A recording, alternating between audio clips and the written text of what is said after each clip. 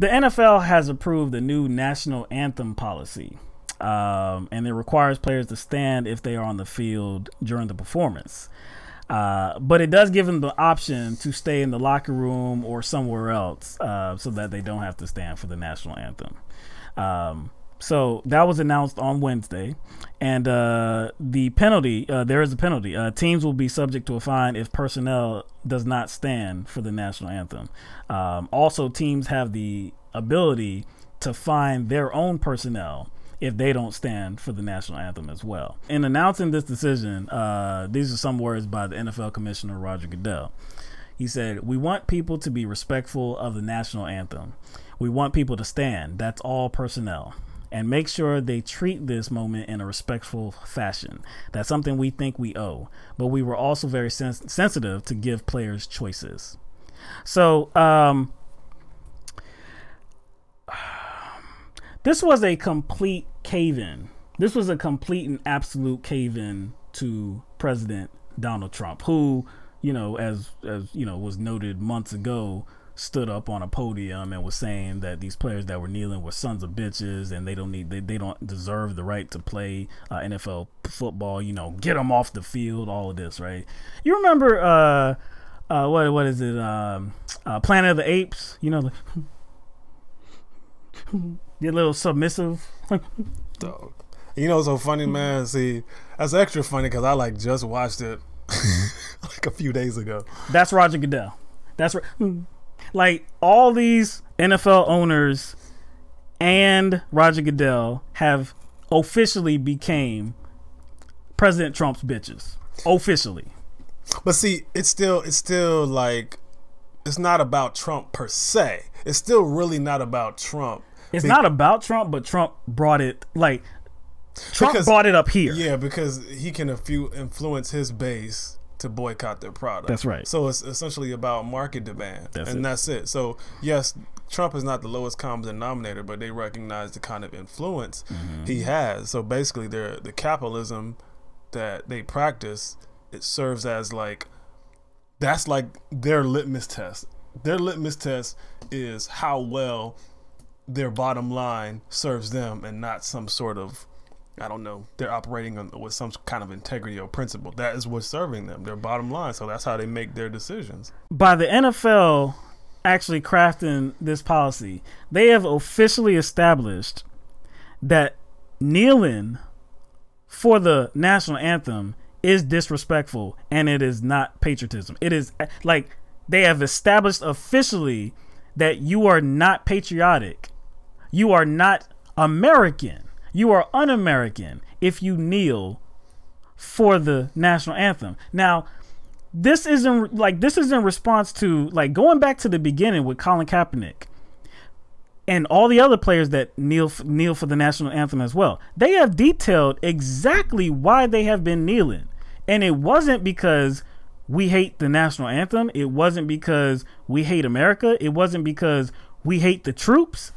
No, there were for some very specific reasons about justice, like criminal justice reform and the disproportionate treatment for black people in this country when they encounter police officers. Like, this was these were all the reasons. Not one of those reasons had anything to do with disrespecting the flag or the troops or the national anthem. So why do you keep pushing it, and why did you officially establish that as being the case? But it's actually that them making that the case kind of sets up a kind of an irony, in my opinion, because what's this kind of national anthem supposed to represent, right?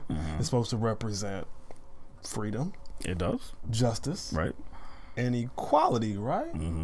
So Colin Kaepernick, along with some other players, decide to use that particular time where the national anthem is being played to kneel and to be an advocate for justice, freedom, and inequality.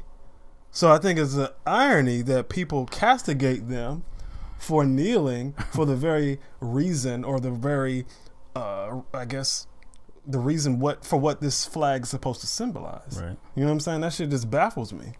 So look, man, I you know, and I've been very critical about the national anthem before, and like I just told you, these players, it's never been about the national anthem. You know, it's been about police brutality, and like I said, criminal justice reform. Like it's about patriotic issues. It's about wanting to make this country better for all of us, right? But I'll say it again, and I'll say it in a different way because it's just, I can't say it in any other way. Fuck the national anthem. I gives a damn about the national anthem. The national anthem was not even made for us black people. Okay? So miss me with the talk about how we should feel like uplifted and feel a sense of like some kind of patriotism, or feeling like we are actually included in like whatever the American dream is, and like we feel some kind of integrity when we see or when we hear that music. I don't.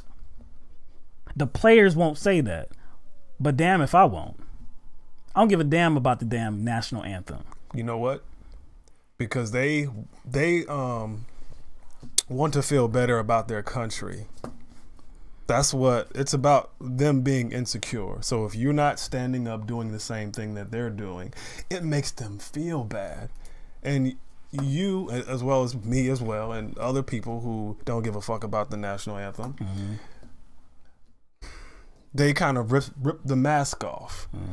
And you know how it is when people get their mask ripped off, they don't like it. So it's a little bit of insecurity there. So they don't want to even see anybody that has kind of a contrasting view as theirs, because it makes them feel bad. So it's not even about you, it's about them. There was one team that made a statement about this whole issue that was I guess very relevant. And that was the chairman of the New York Jets, Christopher Johnson. He announced that he's going to pay the fines for his players if they do choose to protest during the national anthem. And he said he told Newsday that he never wants to, quote, put restrictions on the speech of our players. This was another quote from him. He said, "There will be no club fines or suspensions or any sort of repercussions. If the team gets fined, that's just something I'll have to bear." So at least you got something to be proud about. Yeah, as man. a Jets fan, because you don't have much. Jets, right? I know exactly. At least not yet. Yeah, okay, yeah. But still, that's not Jason. Yeah, like I appreciate those comments from him, because like he's someone that says, hey, I do wish, I hope they do stand, but if they don't, that's their prerogative. And if, I'll definitely take the brunt of that. I'm going to take the hit and we'll pay the fines, because they have a right to free speech, and shoot, they're going to exercise that right, or they have the right to exercise that right with the New York Jets. So I'm appreciative of that. He was one of the owners that was like, hey, we're in approval of this policy. He said that as a member of, I guess, like the NFL owners community, he felt like, hey, it was on him to, I guess, agree with everybody on this and blah, blah, blah. But, that's whatever. But at least as it goes with the New York Jets, he's not going to allow those, his players, if they do choose to kneel, he's not going to allow them to, take the hit for it. And another point that is very notable here is who he is. So he's the acting owner of the New York Jets, but his brother is actually the owner, Woody Johnson. So Woody Johnson is a Trump supporter, and he's even more than a Trump supporter. He was actually appointed the ambassador to Britain by Donald Trump. That's why he's not the owner, or the acting owner of the New York Jets right now. That's why the chairman, his brother Christopher Johnson, took over. So it's just very interesting that somebody that has like that close a tie to the Trump administration, because would come out and say, hey, we're not going to allow that to happen. Good and well, he has been communicating with his brother. Of course he has. About this issue, not just with team issues, yes, but about this issue. Right. So it is kind of interesting that he would take this position. And also, I wonder if, Trump didn't name him ambassador and he was actually with the team in his normal capacity. I wonder if we might we might have seen something different come out of the Jets organization. I wonder if we would have seen zero come out of the Jets organization.